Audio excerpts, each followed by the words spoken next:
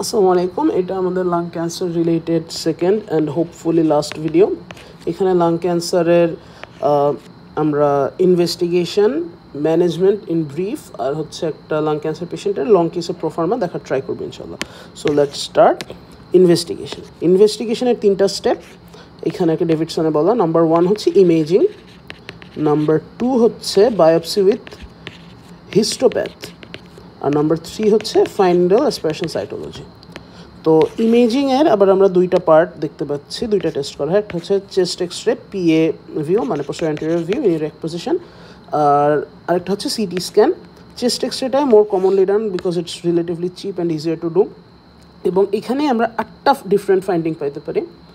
এর মধ্যে 5টা ফাইন্ডিং হচ্ছে ইসের জন্য, ডিসপ্লেসড লাংয়ের জন্য, মানে লাংটা আগের যে পজিশন সেটা থেকে অন্য কোনো পজিশনে চলে গেছে, আর 3টা হচ্ছে আদার মিসেলেনিয়াস ফাইন্ডিংস থাকতে পারে। তো ডিসপ্লেসড ফাইন্ডিংয়ের মধ্যে নাম্বার 1 আমি বলতে চাই ওয়াইডনিং আপার মিডিয়াস্টিনাম। এটা হচ্ছে প্যারাট্রাকিয়াল যে লিম্ফ নোডগুলি, এরা যদি ইনফ্লেমড হয়ে তারা পুশ করে লাংসের আপার পার্টটা পাশে সরাতে পারে, অ্যান্ড অ্যাজ এ রেজাল্ট হচ্ছে একটা ওয়াইড আপার মিডিয়াস্টিনাম পাওয়া যেতে পারে, অ্যান্ড এইটার জন্য একটা ডিস্টিংক্ট রেডিওলজিক্যাল ফাইন্ডিং দেখা যাবে। So widening upper mediastinum for paratracheal lymphadenopathy, number 1 finding. Number 2 finding হচ্ছে যেটার জন্য আমরা ডিসপ্লেসমেন্ট দেখতে পারবো, কলাপসড লাং। তো এই যদি আমাদের লাংস হয়, আমরা আগেই বলছিলাম যে ব্রঙ্কাসে যদি কোনো কমপ্লিট অবস্ট্রাকশন থাকে লাং কলাপস করতে পারে, কারণ এখানে এয়ার যাইতেছে না, সো কলাপস হইতেই পারে। নাম্বার 2 ফাইন্ডিং হচ্ছে collapse due to bronchial obstruction, এখানে দেখানো হয়েছে। নাম্বার 3 ফাইন্ডিং হচ্ছে যদি এখানে তো হার্ট আছে, যদি পেরিকার্ডিয়ামে টিউমার সেল চলে যায়, ওইখানে হচ্ছে ম্যালিগনেন্সির জন্য হতে পারে, আমরা জানি যে এক্সিউডেটিভ ফ্লুইড ফর্ম করতে পারে পেরিকার্ডিয়াল স্পেসে। সো এখানে ম্যালিগনেন্ট পেরিকার্ডিয়াল ইফিউশন ডেভেলপ করতে পারে, অ্যান্ড অ্যাজ এ রেজাল্ট এইখানে যেটা দেখানো হয়েছে আমাদের পেরিকার্ডিয়ামটা লাংসকে পুশ করে অন্য সাইডে পাঠিয়ে দিতে পারে। তো সেই ক্ষেত্রে আমরা রেডিওলজিক্যালি দেখব ইনলার্জড পেরিকার্ডিয়াল শ্যাডো, নর্মালি যেটা থাকে তার চেয়ে বড়। নাম্বার 3 ফাইন্ডিং এটা। নাম্বার 4 ফাইন্ডিং হচ্ছে লাংস ইসের উপর রেস্ট করে, ডায়াফ্রামের উপর রেস্ট করে। ডায়াফ্রামের 2টা পার্ট, মানে যদি 2টা ভাগ করি আমরা ডায়াফ্রামকে, 2টা লাংস এরকম 2টা সাইড, একটা লেফট ডায়াফ্রাম একটা রাইট ডায়াফ্রাম, মানে আসলে ডায়াফ্রাম বলা ঠিক না, হেমি ডায়াফ্রাম বলা উচিত, কারণ ডায়াফ্রাম তো একটা জিনিস, এটার হাফ হচ্ছে হেমি, মানে সেমির মতো ব্যাপারটা হাফ। তো এই হেমি ডায়াফ্রামকে প্রত্যেকটাকেই হচ্ছে ফ্রেনিক নার্ভ সাপ্লাই দেয়। সো যেই সাইডে টিউমার হইতেছে সেখানে হচ্ছে ইউনিল্যাটারাল ফ্রেনিক নার্ভ পালসি দেখা দিতে পারে। সো ওই সাইডে দেখা যেতে পারে যে ডায়াফ্রামের যে টোনটা, মাস্কুলার টোন, এটা মেনটেন হইতেছে না, ডায়াফ্রামটা এরকম উপরে উঠে আসতেছে, এরকম আগের পজিশনে ছিল সেখান থেকে উপরে উঠে আসছে এবং লাংসকেও পুশ করে উপরে পাঠিয়ে দিছে। সো নাম্বার 4 ফাইন্ডিং হচ্ছে raised hemi diaphragm in phrenic nerve palsy. Number 5 finding হচ্ছে আমরা পেরিকার্ডিয়ামে দেখছিলাম পেরিকার্ডিয়াল ইফিউশন হয়েছে, সো আরও কাছাকাছি ছিল প্লুরাল ইফিউশন। প্লুরায় যদি ইনভলভমেন্ট হয় সেই ক্ষেত্রে হচ্ছে প্লুরাল ইফিউশন হয়, লাংসকে আবার পুশ করতে পারে, এই যে এখানে লাংসকে পুশ করে এই পাশে নিয়ে আসতে পারে প্লুরা। সো নাম্বার 5 ফাইন্ডিং হচ্ছে প্লুরাল ইফিউশন, আর এইটাই হইতেছে আমাদের লাস্ট ডিসপ্লেসমেন্ট রিলেটেড ফাইন্ডিং। এছাড়া আরও কিছু ফাইন্ডিং থাকতে পারে। নাম্বার 6 ফাইন্ডিং হইতেছে অস্টিওলাইটিক রিব ডিস্ট্রাকশন যদি হয়, সেটা হচ্ছে আমরা এক্সরেতে পাবো, দেখা যাবে যে রিব তো নর্মালি এরকম করে সাদা সাদা থাকে, এখানে আমরা দেখবো যে এরকম তারা ডিসকন্টিনিউয়াস, মানে ভেঙে গেছে এরকম। So number 6 osteolytic rib destruction. Number 7 হচ্ছে হাইলার ইনলার্জমেন্ট। এটা অবশ্য এই প্রথমটার সঙ্গেই বলে ফেললে ভালো হতো। যদি হাইলার গ্ল্যান্ডস, লিম্ফ নোডস যেগুলো আর কি ব্রঙ্কাসের আশেপাশে আছে, এগুলি ইনলার্জড হয়, অথবা যদি সেন্ট্রাল টিউমার হয় সেই ক্ষেত্রে হচ্ছে এই জায়গায় স্পেসটা বড় হয়ে যাবে। সো এই ইনলার্জমেন্টগুলি রেডিওলজিক্যালি আমরা ডায়াগনোস করতে পারি এবং এটা ধরা পড়বে। নাম্বার 8 হচ্ছে ক্যাভিটেশন দেখা যেতে পারে, ইররেগুলার ক্যাভিটেশন অ্যাজ পেরিফেরাল ওপ্যাসিটি, এটা একটা ডায়াগনস্টিক পয়েন্ট। তো এই হচ্ছে আমাদের চেস্ট এক্সরে রিলেটেড ফাইন্ডিং, এবং এটা রিলেটিভলি আমাদের জন্য ইম্পর্ট্যান্ট বলা যায়। সিটি স্ক্যানে হচ্ছে আমরা মেটাস্টেসিস ডায়াগনোস করতে পারি এবং হচ্ছে ট্রিটমেন্টের জন্য কোর্স অফ অ্যাকশন কি এটা নিয়ে একটা ডিসিশন নেওয়া যেতে পারে, লাইক ব্রঙ্কোস্কোপি বা পারকিউটেনাস সিটি গাইডেড বায়োপসি করা যাবে কিনা, এটা সিটি স্ক্যান দেখে দেন ডিসিশনটা নেওয়া হয়। তো এই গেল আমাদের রেডিওলজি অ্যান্ড ইমেজিং। এরপর হচ্ছে বায়োপসি অ্যান্ড হিস্টোপ্যাথ। এই ক্ষেত্রে হচ্ছে ব্রঙ্কোস্কোপি করে সেন্ট্রাল টিউমারগুলি ডায়াগনোস করা যায়, কারণ ব্রঙ্কোস্কোপি বেসিক্যালি তো এই ব্রঙ্কাস দিয়ে একটা টিউব ঢুকাইছে, এই টিউবের মাথায় একটা ক্যামেরা, এই ক্যামেরা দিয়ে আমরা দেখতেছি। সো যদি সেন্ট্রাল টিউমার হয় আমরা ইজিলি দেখতে পাইতেছি, বাট যদি পেরিফেরাল টিউমার হয় অর্থাৎ যদি লাংসে হয় সেই ক্ষেত্রে হচ্ছে ব্রঙ্কোস্কোপি উইথ ইবাস বলতে হচ্ছে এন্ডোব্রঙ্কিয়াল আলট্রাসোনোগ্রাম গাইডেড। তো ইবাস গাইডেড নোট স্যাম্পলিং, তো এইখানে হচ্ছে আলট্রাসোনোগ্রাম ইউজ করে ব্রঙ্কোস্কোপি করা হয়ে থাকে এবং সেইখান থেকে আর কি আমরা হচ্ছে নোটের স্যাম্পল নেই ফর বায়োপসি। অ্যান্ড নাম্বার 3 হচ্ছে যদি কোনো সুপারফিশিয়াল লেশন থাকে লাইক ইনলার্জ লিম্ফ নোডস, সেইখানে যদি মেটাস্টেসিস থাকে দেন হচ্ছে সেটা ডাইরেক্টলি আমরা এফএনএসি করে দেখতে পারি। বাট এফএনএসির চেয়ে বায়োপসিটা মোর প্রেফারেবল, কারণ হচ্ছে এফএনএসিটা আসলে সুপারফিশিয়াল এবং মাল্টিপল লেশন যদি থাকে সেক্ষেত্রে আর কি মোর ইন্ডিকেটেড। বাট বায়োপসিটা হচ্ছে আর্কিটেকচার অফ যে লেশন এটা করে মেনটেন করে, মানে এখানে কোনো স্ট্রাকচারাল অ্যাবনর্মালিটি দেখা যায় না, কারণ এখানে পুরো টিস্যু আর্কিটেকচারটা প্রিজার্ভ করে স্যাম্পলটা নেওয়া হয়। But in case of FNAC এটা হচ্ছে নষ্ট হয়ে যায়, সো শুধু ম্যালিগন্যান্ট সেল দেখা যায় বাট টিস্যু আর্কিটেকচার দেখা যায় না। So biopsy is more accurate. তো এই হচ্ছে আমাদের গেল এইটা মেটাস্টেসিস, যেটা বলতেছিলাম যে কোনো লিম্ফ্যাডেনোপ্যাথি যদি হয়, মেটাস্টেসিস টু লিম্ফ নোডস বা স্কিন, লিভার, বোন ম্যারো যেগুলো আর কি সুপারফিশিয়ালি পাওয়া যাবে সেইগুলোর ক্ষেত্রে আর কি দেখি। এরপর হচ্ছে আমাদের ট্রিটমেন্ট মোডালিটি। 4টা অপশন আমি একটু মেনশন করতেছি হেডলাইনগুলি।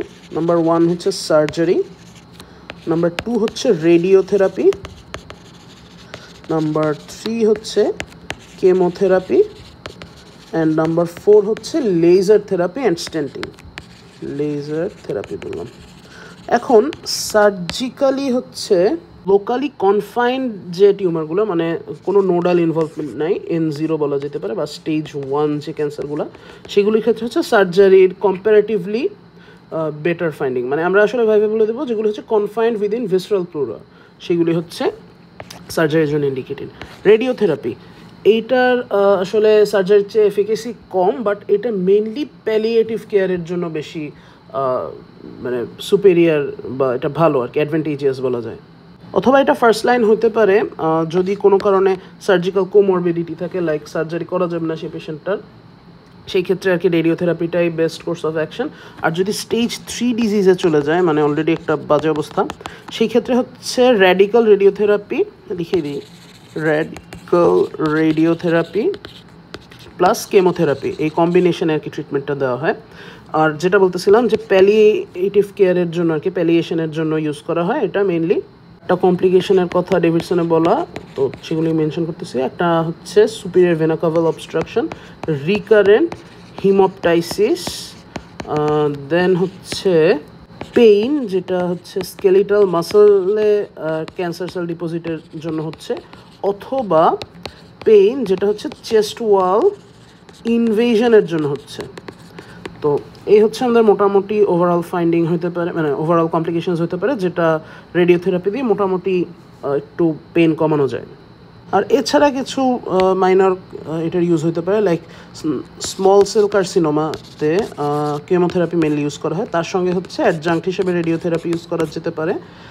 আর হচ্ছে রেডিওথেরাপি ইউজ করে অনেকে বলে যে ব্রেইন মেটাস্টেসিসটার মানে চান্সেস, রিস্কটা কমায় আর কি।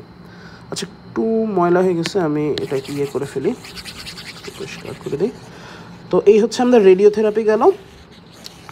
এরপরে হচ্ছে কেমোথেরাপি বাকি আছে। কেমোথেরাপিতে মেইনলি বিভিন্ন টাইপের সাইটোটক্সিক ড্রাগ ইউজ করে থাকি, এবং যেটা আগেই বলতেছিলাম যে স্মল সেল কার্সিনোমায় এটা মেইনলি ইন্ডিকেটেড। পার্টিকুলারলি যদি বলি ইন্ট্রাভেনাস সাইক্লোফসফামাইড, দেন হচ্ছে ভিনক্রিস্টিন, দেন হচ্ছে সিসপ্ল্যাটিন, দেন ডক্সোরুবিসিন, এই যে অ্যান্টি টিউমার যে ড্রাগগুলো এগুলি ইউজ করা যেতে পারে রুবিসিন। আর যদি নন স্মল সেল কার্সিনোমা হয়, সেই ক্ষেত্রে হচ্ছে প্ল্যাটিনাম বেসড যেগুলো প্ল্যাটিনাম অ্যানালগ ড্রাগগুলো ইউজ করা হয় ইউজুয়ালি, লাইক ওই সিসপ্ল্যাটিন। এখন এটা আবার এফিকেসি কম, এটা বলা বাহুল্য যে এটা যদিও ইউজ করা হয় বাট এটা এফিকেসি কম। আরেকটা ইন্টারেস্টিং ফ্যাক্ট সেটা হচ্ছে অ্যাডিনোকার্সিনোমা যেগুলো হচ্ছে স্মোকারদের জন্য ডেভেলপ করে স্মোকিংয়ের জন্য, তাদের ক্ষেত্রে জেনেটিক ভেরিয়েন্ট থাকে, লাইক কোন কোন রিসেপ্টর এই সেলগুলি এক্সপ্রেস করতেছে তার উপর ডিপেন্ড করে ট্রিটমেন্ট মোডালিটি ডিফার করতে পারে। লাইক যদি জিএফআর জিনটা যদি করে এপিডার্মাল গ্রোথ ফ্যাক্টর রিসেপ্টর জিন, এটা যদি এক্সপ্রেস করে এই ক্যান্সার সেলটা, দেন হচ্ছে এইটার এগেনস্টে যে মনোক্লোনাল অ্যান্টিবডি আছে সেটা ইউজ করলে ভালো রেজাল্ট পাওয়া যাবে। বেফাসিজুম্যাব মনে হয় নাম, বেফাসিজুম্যাব, এটা ইউজ করলে ভালো রেজাল্টস পাওয়া যাবে। দেন হচ্ছে টাইরোসিন কাইনেজ রিসেপ্টর যে ইয়েগুলো ইনহিবিটর, লাইক এরলোটিনিব বানান ঠিক আছে কিনা শিওর না। সো এই টাইরোসিন কাইনেজ রিসেপ্টর অ্যান্টাগনিস্ট এরাও আর কি এইসব ক্ষেত্রে ইউজ করা হতে পারে। সো এগুলো আর কি ডেভিডসনে মেনশন করা, এই জন্য বলা এগুলি হচ্ছে কেমোথেরাপিতে ইউজ করা হয়। আর লেজার থেরাপি হচ্ছে মেইনলি মেজর এয়ারওয়ে অবস্ট্রাকশনের জন্য যে পেইনটা হয় সেটার প্যালিয়েশনের জন্য ইউজ করা হয়। তো মোটামুটি ট্রিটমেন্ট এটুকুই, I don't think it's really important, কিন্তু তাও বলে রাখা আর কি। তো এই গেল আমাদের ট্রিটমেন্ট। এরপরে হচ্ছে আমরা লং কেসের প্রোফার্মাতে আসি। আমাদের চিফ কমপ্লেন্টসের মধ্যে মেনলি প্রোডাক্টিভ কাফ পাওয়া যাবে। প্রোডাক্টিভ কাফ বলা ঠিক না, বেসিক্যালি ড্রাই কাফই বলি, কারণ হচ্ছে এখানে স্পুটাম পাওয়া গেলেও সেটা হচ্ছে খুব লেস ভলিউমে পাওয়া যাবে, স্ক্যান্টি মিউকয়েড স্পুটাম পাওয়া যাবে। এখানে হচ্ছে ব্লাড মাঝে মাঝে আসতে পারে, যে sometimes streaks of frank blood, but foul smell থাকে না, লাইক সিওপিডি কোনো ফাউল স্মেল থাকে না। এটা ক্যারেক্টার হচ্ছে চেঞ্জ করে, এটা একটা ইম্পর্টেন্ট ফিচার, আগে বলছিলাম, এটা মেনশন করা যেতে পারে, বাট ইউজুয়ালি ড্রাই এবং ইরিটেটিং, এবং সামটাইমস অ্যাসোসিয়েটেড উইথ হেমোপ্টাইসিস, মাঝে মাঝে ম্যাসিভ হেমোপ্টাইসিসও হতে পারে, এটাই বলা। চেস্ট পেইন হচ্ছে ইউজুয়ালি ইউনিল্যাটারাল হয়, যেই সাইডে ক্যান্সার সেই সাইডে প্লুরাল ইনভলভমেন্ট হলে বা রিপ ডিস্ট্রাকশন হলে পেইন হবে। অনসেট হচ্ছে রিলেটিভলি অ্যাকিউট, যেটা ইন্টারেস্টিং, কারণ এটা লেট স্টেজেই হয় আসলে, লাংসকে যখন ছাড়াই চলে যায় তখনই আর কি পেইনটা হয়, এবং সেই স্টেজে অলরেডি পেশেন্টরা চলে আসে ডাক্তারের কাছে, সো অ্যাকিউট অনসেট বলা যায়। এছাড়া হচ্ছে অ্যাগ্রেভেটিং ফ্যাক্টরসের মধ্যে হচ্ছে কাফিং অ্যান্ড ডিপ ইন্সপাইরেশন, কারণ এটা লাংসে প্রেশার পড়তেছে, এবং অ্যাফেক্টেড সাইডে শুলেও রেসপিরেশনে সমস্যা হয়। সো এগুলি হচ্ছে সব এক্সাজারবেটিং বা অ্যাগ্রেভেটিং ফ্যাক্টর। কোনো রেডিয়েশন নেই এবং প্যারাসিটামলে রিলিফ পাওয়া যায় না। এর সঙ্গে অ্যাসোসিয়েটেড হচ্ছে ওয়েট লস, অ্যানোরেক্সিয়া ম্যালাইস, এই তিনটাই রিলেটেড, মাথায় রাখতে হবে। সো আমরা যদি একটু চিন্তা করে দেখি, খুবই সিমিলার টু সিওপিডি আসলে। চেস্ট পেইনটা সিওপিডিতে থাকে না, এটা একটা মেজর ডিফারেন্সিয়েটিং ফিচার। আর স্পুটামটা হচ্ছে থাকে, প্রফিউজ থাকে সিওপিডি, যেটা ইসের ক্ষেত্রে লাং ক্যান্সারের ক্ষেত্রে স্ক্যান্টি বা ড্রাই বলা যায়, ড্রাই কফ। আচ্ছা, এক্সক্লুড করতে হবে number 1 fever, shortness of breadth, এটাও সিওপিডির সঙ্গে একটা ডিফারেন্সিয়েটিং ফিচার। ফিভার দিয়ে আমরা টিবি এক্সক্লুড করি মেনলি, এবং bronchitis. Contact with TB patient and travelling history, কোনো বোন পেইন আছে কিনা এটা আমরা এক্সক্লুড করি। বোন পেইন কিন্তু থাকতে পারে যদি বোন মেটাস্টেসিস হয়, কিন্তু এটা আমাদের হিস্ট্রি নিতে হবে। সাপোর্টিং এভিডেন্স কয়েকটা এখানে উল্লেখ করা আছে। একটা হচ্ছে difficulty in deglutition and hoarseness of voice, একটা ট্র্যাকিয়া ইনভলভমেন্টের জন্য, ইসোফেগাস ইনভলভমেন্টের জন্য, আরেকটা হচ্ছে রিকারেন্ট ল্যারেঞ্জিয়াল নার্ভ ইনভলভমেন্টের জন্য। এছাড়া পার্সোনাল হিস্ট্রির মধ্যে স্মোকিং হিস্ট্রি খুবই স্ট্রং প্রেডিক্টিভ ফ্যাক্টর, এটা একটু মাথায় রাখতে হবে। জেনারেল এক্সামিনেশনে আমরা অ্যানেমিয়া পাবো, ক্লাবিং পাবো, ইম্পর্টেন্ট, ক্লাবিং সিওপিডিতে ছিল না।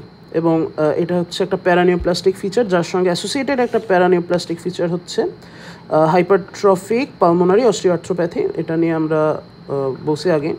দেন হচ্ছে হাতে নিকোটিন স্টেইন পাওয়া যেতে পারে যারা স্মোকার তাদের ক্ষেত্রে। দেন হচ্ছে যদি লিম্ফ নোড ইনভলভমেন্ট হয়, দেন হচ্ছে সুপ্রাক্লাভিকুলার লিম্ফ নোড ইনভলভ হতে পারে, এটা হচ্ছে hard fixed and painless lymphadenopathy দেখা যেতে পারে ওই জায়গাটায়। ইন্সপেকশানে হচ্ছে রেস্ট্রিক্টেড চেস্ট মুভমেন্ট দেখা যাবে, এবং যদি তাদের রেডিওথেরাপি প্রিভিয়াসলি দেওয়া হতে থাকে দেন হচ্ছে রেডিয়েশন মার্কও দেখা যেতে পারে, এটা মেনশন করতে পারলে আই গেস খুবই ভালো। প্যালপেশনে হচ্ছে ট্র্যাকিয়া সেন্ট্রাল থাকতেও পারে, নাও থাকতে পারে, যদি কলাপস থাকে অ্যাসোসিয়েটেড, কলাপস থাকলে হচ্ছে অ্যাফেক্টেড সাইডে শিফটিং হবে। মিডিয়াস্টিনন শিফটিং হইতে পারে যদি হাইলার লিম্ফ নোডের হয়। সো এটা জাস্ট একটা জেনারেলাইজড কথা, ট্র্যাকিয়াল সেন্ট্রাল থাকবে এমন কোনো কথা নেই, কিন্তু ফ্রেমিটাস রিডিউসড হবে। আর প্লুরাল রাপ থাকতে পারে যদি প্লুরাইটিক চেস্ট পেইন থাকে সাথে, মানে প্লুরাল ইনভলভমেন্ট হলে যদি প্লুরাইটিক পেইন হয় সেই সময় আর কি এটা দেখা যাবে। প্লুরাইস এখানে লিখে দিলাম। পারকাশন নোট হচ্ছে ডাল পাওয়া যাবে যে জায়গায় ক্যান্সার আছে সেই জায়গায়, সো ডাল থাকবে, এটা মেনশন করতে হবে যে কোন সাইড এবং কোন রিব থেকে কোন রিব, এবং এটা কোন লাইন বরাবর, যে mid axillary line, mid clavicular line, এভাবে আর কি মেনশন করতে পারলে আরও ভালো। আচ্ছা, ভোকালটেশনে হচ্ছে breath sound diminished, vocal resonance diminished, যেহেতু ফ্রেমিটাস ডিমিনিশড ছিল, আর হচ্ছে ক্রেপস পাওয়া যেতেও পারে, নাও যেতে পারে, এটা হচ্ছে প্লাস মাইনাস। তো এই মোটামুটি আমাদের long case related to lung cancer, and that concludes our discussion on lung cancer overall. Thank you. Assalamu alaikum.